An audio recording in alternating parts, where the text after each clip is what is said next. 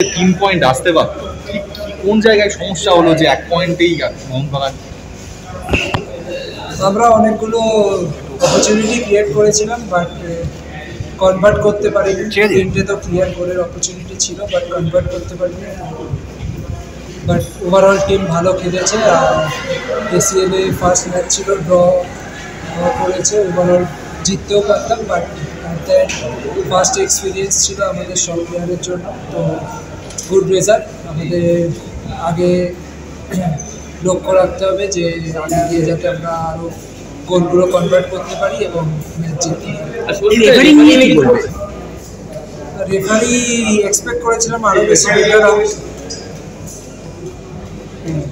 এরপরে তোমার কাতারের টিম, তারপর ইরানের টিমের সাথেও খেলা রয়েছে। তো এইখান থেকে 3 পয়েন্ট পাওয়া থাকলে তো অনেকটা সুবিধা হতো না? 3 পয়েন্ট ভালো হতো, বাট 1 পয়েন্টও আমাদের জন্য ইম্পর্টেন্ট। যে আর অ্যাজ এ ক্লিন শিট রেখেছি আমরা পুরো টিম এফোর্ট দিয়ে, আর ডিফেন্ডাররাও খুব ভালো এফোর্ট দিয়েছে। তো ক্লিন শিট রাখতে পেরেছি। আর আই হোপ আগে গিয়েও আমরা আরও জিততে পারবো। তো অনেক দিন বাদে, অনেকগুলো ম্যাচ বাদে ক্লিন শিট, এটাও মানে বলতে গেলে আজকে ডিফেন্স অনেকটা অর্গানাইজ হয়ে গেছে। তারপর 60 মিনিট পর্যন্ত ওদেরকে খেলতে দেওয়া হয়েছে, তারপরে মোহনবাগান অ্যাটাকে গেছে। 3 গোল তো হতেই পারতো। লিস্টন যে বলটা বাড়ালো না দিমিকে, সেটা নিয়ে তুমি কি বলবে? গেমের মধ্যে একটা মুভমেন্ট, ও স্কোরিং অপরচুনিটি দেখেছে, তো স্কোর করার ট্রাই করেছে। তো ওটা গোল হতেও পারত।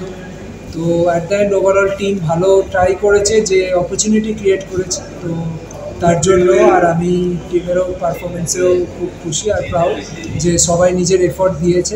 আর অ্যাট দ্য এন্ড গিয়ে জিততে পারিনি, বাট ড্র গুড রেজাল্ট। আর আমরা আগে গিয়ে আরও বেটার রেজাল্ট।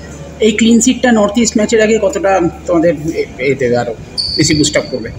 আত্মবিশ্বাস ডেফিনেটলি আমাদেরকে জিতি বা ক্লিন শিট রাখতে পেরেছি। ড্র হয়েছে ম্যাচটা, বা জিততেও পারতাম।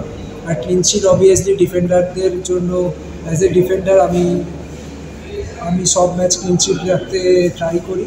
তো আমার জন্যও বেটার, আর আমাদের কনফিডেন্সেও বুস্ট করে।